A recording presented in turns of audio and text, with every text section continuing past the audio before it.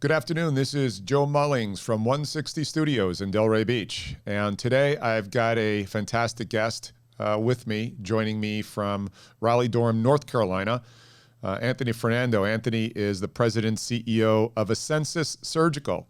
And if that sounds like a new organization to you, it sort of is. It's the rebranding of Transanterix.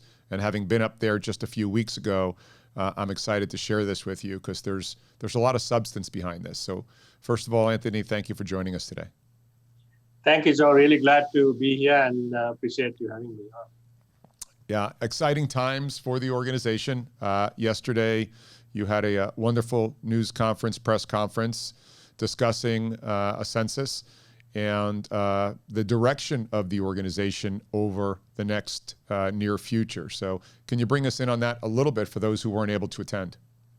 Sure. So I think yesterday we just announced the rebranding and repositioning of the company to Asensus Surgical because we really wanted to focus on what the future holds and where this segment or the future of surgery really needs to go. And that's what we wanted to share with everybody about how we are thinking about the future and how we are positioning ourselves to be a big part of this future that we are planning to create. There was a term you used, Anthony, that to me was pretty profound and simple, yet pretty deep. You used a term yesterday called performance-guided surgery, and I have not heard that before, and I've been around the block a little bit. And what do you mean by that, and how is that different than the classic digital surgery or robotic surgery? So I think, a lot of thought and time went into this to really understand why after 20 plus years of the introduction of robotics, the penetration is still low. There's something missing there. So in really trying to understand it, it's kind of been somewhat of a tech push in order to drive advancement. I mean, robotics have driven, meaningful advances in surgery. It has shortened time. It has improved certain outcomes. But what's next, right? So that's really what we were focusing on and saying, how can we elevate? How can we take surgery to the next level and not be hung up on what it is going to take in order to accomplish that? Yes, there is a technology angle to it. Yes, there's a skill angle to it. And even from a surgeon point of view, to really, focus and help the surgeons really focus on what they have to do, which is focus on the patient and the procedure they're doing and not be, bogged down by fatigue because they have more than one patient that they treat and perform surgery every day. So it was taking a holistic approach and defining a category for taking surgery to the next level, and elevating the performance of the surgeon and the outcome and the whole surgical enterprise. It's an interesting approach because there has been a resistance over, more so in the earlier years than the current or the recent years, of a robot is not going to replace me. I'll be damned if the robot replaces me.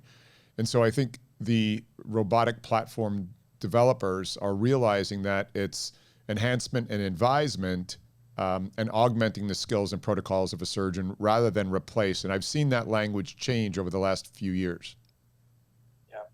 No, that's accurate. I think augmenting the surgeon is the right way to look at it because, surgery historically has been an art and it continues to be that way because surgeons spend thousands of hours refining their skills and perfecting their skills and being able to adapt to different situations because every human and every patient is different. The anatomy is significantly varied. So because of that, we really wanted to be able to say, how do we normalize this? How do we take the best outcomes and best experiences from everywhere and be able to use it anywhere?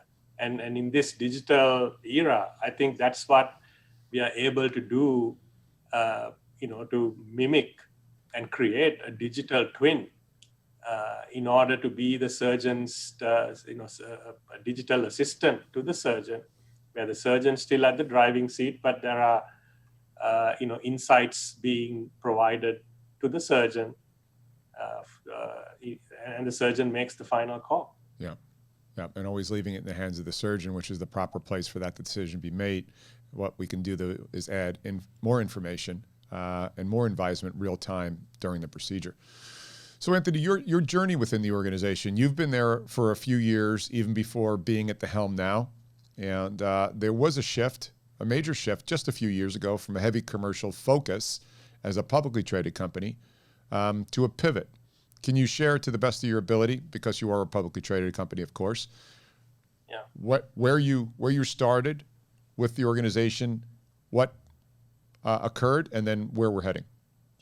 Yes, I think I've been here going on 6 years now. Kind of joined at the time we acquired the technology from Italy, and kind of been building the organization since. So we got the product registered, and then I took over as CEO in the fourth quarter of 2019. I think the biggest thing that I realized at the time was, having worked on the technology and the team for almost, 4.5, 5 years at the time, we had a rock solid platform. It was performing safe, effective surgery. And we were looking at others who were trying to get into this space, who were struggling with system issues, stability issues, outcomes, regulatory, but we had all of those pieces.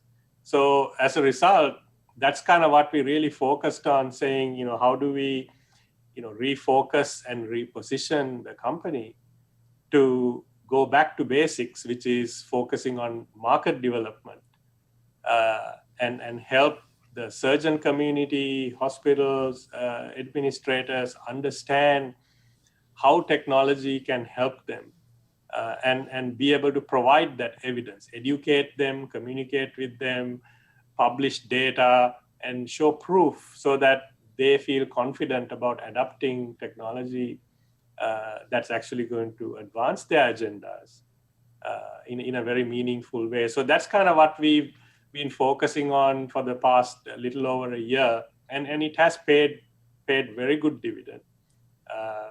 We've placed a number of systems last year. Our procedures are going extremely well. We've expanded geographies, and we've added additional regulatory clearances for new products. So, and we're just about on the verge of getting some publications out, which we've promised, and we've publicly spoken about it. We've been working on it for a while, and over the next quarters, we hope to get that evidence out for everyone to see. You've been very busy in OUS markets. You just recently, I think it was last week, announced the opening of a new training center in the EU, in Amsterdam, in fact. And is that to get you closer to the clinicians for more feedback for your engineers? And before you answer that question, the redistribution of your resources, meaning the focus of your energy and some of the economics, has that moved away from a commercial focus and more back to the tech? I think it's a mix of the two. It's really, we are trying to go where the demand is. And there's, in Europe, we just announced the opening of this is a second training center. We already have one. And then earlier, we also talked about, in late 2020, we also talked about opening a training center in Japan. Because we see the demand from surgeons. When they have one system, we train 1 or 2 surgeons initially, and when the other surgeons see it, they also want to be trained. So we are trying to be in strategic locations where we can increase the capacity and get more surgeons and hospitals onboarded in the fastest possible way we can, because that's the only way we are going to drive higher adoption in terms of procedures and utilization of the systems. The chessboard ahead for a company that is publicly traded and at the same time developing a very, very complex surgical system requires, well, both spellings of patience, I-E-N-C-E and I-E-N-T-S, Yes. right? And so public markets generally don't have a lot of patience, I-E-N-C-E, and that's a precarious path. And you've navigated it well and have had some recent confirmation in the markets, which is fabulous. It tells me that the market's starting to understand that. Where does that balance occur to the best of your ability? Answering this, again, running a publicly traded company, you walked into a organization that needed to refocus and leverage its great technical abilities, and then you had to not drive sales because you had to improve the platform. So that was baptism by fire, and you're doing a very commendable job on that. So what are the lessons you've learned over the last year and a half in that role? Yeah, I think it's really about setting the right expectation and also making sure the investor community really understands what we are doing and how that's going to help. That's one element. And the second element is to remind the investor community about the bigger picture. The current incumbent in this space, it's not a newcomer to this space. They've been around for a very long time and they've built a very successful business. And this is complex technology, and it's not going to be adopted overnight. I mean, when you think about a hospital spending this kind of capital, they need to do their diligence and they want to make sure they're getting something for the long haul, and it's really going to add value. So I think it's really about communicating and making sure the general community understands the complexities and kind of sharing the complexity and also the credibility. And we've done that. We've delivered on the commitments that we've made, whether it's FDA submission or a CE submission or driving case volume or placing systems. We've delivered on it. So I think the credibility matters, and also, explaining the challenges in the broader industry also matters. I think it's just being able to, openly talk about what we are doing, how we are doing, and, keeping everybody on pace with what's going on. Mm. So it's interesting that the two large strategics that have owned the, let's call it the analog endo-lapro market, are yet to bring a successful surgical robotic system to market. And everybody talks about defending your current platform, that they own that endo-lapro business. And then they're the only two approved robots in the business right now, at least in the abdominal surgery market, yourself and Intuitive. And I find that fascinating that the organizations that had no products or market share there have the only two approved robots, and the two organizations that don't have still yet brought successful robots through the FDA and the market. And it just shows the complexity required in order to bring that forward. Is this technology and this platform way more complex than people give it credit for? I would think so. I mean, it's not where you acquire a robotic manipulator from someone who manufactures a manipulator and writes some code and get it to work. I mean, there's a patient on the other end. So there's a lot of responsibility that one needs to undertake in making sure it's a safe solution. So it is highly complex, and it, not just from a technology point of view, it is complex. I would say from a regulatory point of view, it's complex. And then from an implementation and support point of view, it's equally complex. So you can't, all three elements need to be balanced. You can't be performing extremely well in one dimension while the others are lagging. And we've had that time, over the last 6 some odd years to be able to start slowly and be able to learn as we go along. So the last couple years, we've been able to execute on all fronts, and you've seen the momentum growing on all fronts, whether it's regulatory or system implementation or getting a site up and running. All of those have significantly ramped up and accelerated because we figured out how best to work through. And there's a lot at stake here. Depending on who you listen to, the global abdominal surgical market was valued at about $3 billion in 2017. And in 2025, north of $13 billion. And that's probably relatively conservative, depending on how you count that revenue, whether it's systems or disposables or somewhere in between. There's a lot at stake here. So do you have anything you can share with us, or better question, what does the future of surgery look like from your perspective over the next 3 or 4 years, if you were to stake that out? That's meaningfully different than today? I think, the primary reason why adoption has slowed down my personal belief is that it's cost, procedure cost. I mean, think about any other industry, right? If you think about the automotive industry or any other industry where robotics and technology got adopted, 2 things happened. Productivity went up and cost went down. And that has not happened in healthcare. So I think it's going to take, it has taken some time. There's good acceptance of technology in the industry now.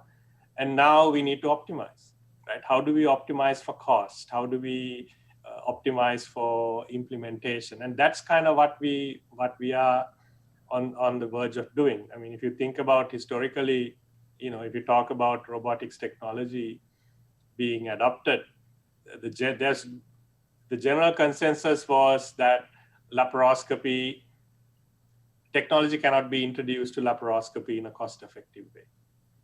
But we've proven that theory wrong. We have actually done it. So we know, and about greater than 50% of surgeries globally are performed laparoscopically. So I think that's the shift. I think once we get a certain amount of adoption, I think we'll see the adoption accelerating, and just like any other technology, when the cost approaches more affordability level, then you are going to drive higher adoption. And that's our goal. Cost is not the only thing. We need to focus on performance and delivering on very high quality outcomes. And I think that's kind of what we are on. And I agree with the forecast now. I think there's plenty of room for multiple players in this market, and competition. I've said this before. I mean, competition drives innovation. It's happened in every other industry, and I think we're just at the early innings of seeing some really good innovation come to play in this space. Yeah, that's very true. Competition and constraint definitely drives innovation, and cost, access, and outcomes is what all healthcare and health tech needs to point to. I would agree, Anthony. Well, I appreciate you taking the time. I know that you're running 24/7. I was up there with you just a couple of weeks ago, and you were the captain running this ship. It was funny walking through the facility there with you. It was you and I talked about it. It's like being on a spaceship with just a couple of your crew. But what I got to see was incredibly impressive. So I think everybody will be watching what you do in the role with Asensus, and I think everybody in the industry is rooting you on, because it's good for the industry in general. No, thanks, Joe. Really, I mean, this is really exciting times for sure. So lots going on, and really excited to move this journey forward and keep making advances and progress and contributing to the broader industry. Yeah, great. Well, Anthony, I appreciate the time, my friend. As always, best wishes to you and the team. Thank you, Joe. I appreciate you having me on. You got it. This has been Joe Mullings from 160 Studios in Delray. Be well.